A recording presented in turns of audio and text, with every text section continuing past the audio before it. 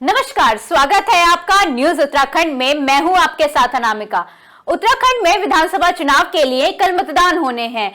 ऐसे में सबसे रोचक चुनावी समीकरण हरिद्वार ग्रामीण सीट के माने जा रहे हैं। आइए जानते हैं कि हरिद्वार ग्रामीण सीट के क्या हैं चुनावी समीकरण।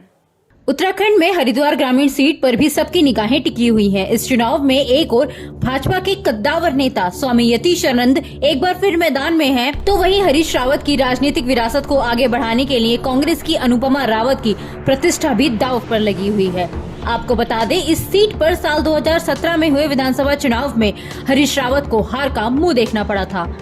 हरिद्वार ग्रामीण सीट के मतदाताओं की बात करें तो यहाँ कुल मतदाता 1,30,757 है। वहीं पुरुष मतदाताओं की संख्या 69,236 है। बात करें महिला मतदाताओं की तो महिला मतदाता 61,521 है। अब बात करते हैं यहाँ के चुनावी समीकरण की। तो साल 2017 में बीजेपी के स्वामी यतीशानंद ने कांग्रेस के हरीश रावत को 12,278 वोटों से हराया था। वहीं साल 2012 में भाजपा के स्वामी यतीशानंद ने कांग्रेस के इशरात अली को 3,875 वोटों से पराजित किया था। इस सीट पर पूर्व मुख्यमंत्री और कांग्रेस के नेता हरीश रावत की बेटी अनुपमा रावत को कांग्रेस ने टिकट दिया है, जिनका सामना कैबिनेट मंत्री और इस सीट पर हैट्रिक लगाने की कोशिश में जुटे स्वामी यतीश्वरानंद से है। साल 2012 में अस्तित्व में आई इस सीट से साल 2017 के विधानसभा चुनाव में बीजेपी के उम्मीदवार यतीश्वरानंद लगातार दूसरी बार विधायक चुने गए, जब यतीश्वरानंद ने इस सीट पर हरीश रावत को हराकर खूब सुर्खियां बटोरी थी।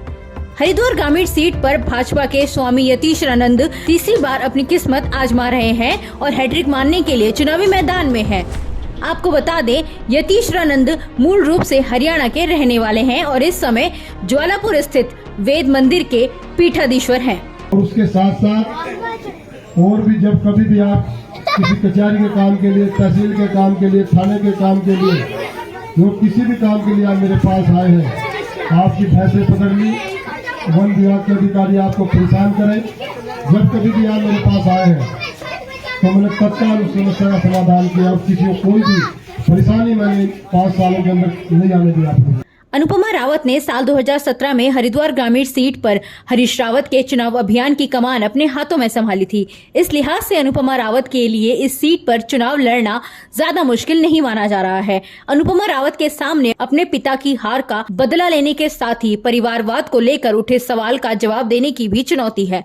अनुपमा रावत एकमात्र ऐसी प्रत्याशी हैं जिन पर एक परिवार से 2 टिकट लेने का आरोप लगा है, क्योंकि खुद पिता हरीश रावत लालकुआं विधानसभा से और बेटी अनुपमा रावत हरिद्वार ग्रामीण से चुनाव लड़ रही हैं।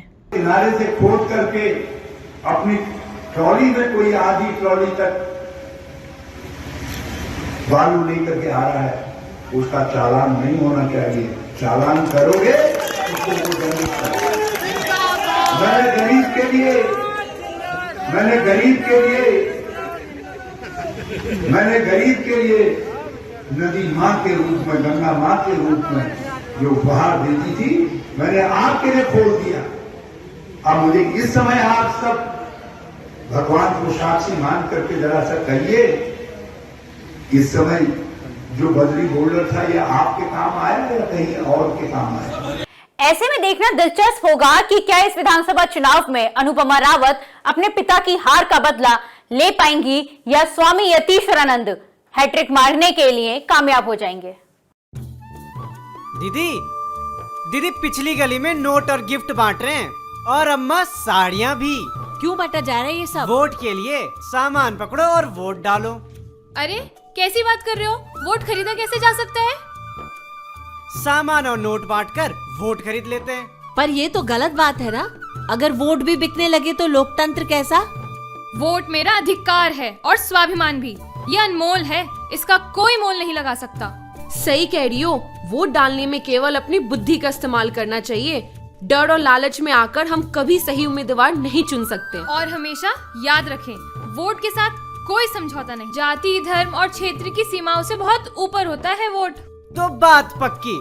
बिना लालच 14 फरवरी को वोट डालने के लिए हम सब तैयार हैं। ना हम बिकाऊ हैं, ना हमारा वोट बिकाऊ है।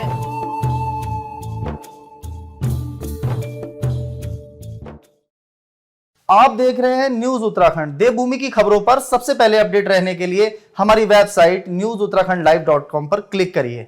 आप हमारे साथ फेसबुक और यूट्यूब पर भी जुड़ सकते हैं। हमारे फेसबुक पेज को लाइक करिए, यूट्यूब पेज को सब्सक्राइब करिए। अगर आप भी डिजिटल रिपोर्टिंग का मन रखते हैं और हमारे साथ जुड़ना चाहते हैं तो आप हमें मेल कर सकते हैं newsuttarakhndtv@gmail.com पर।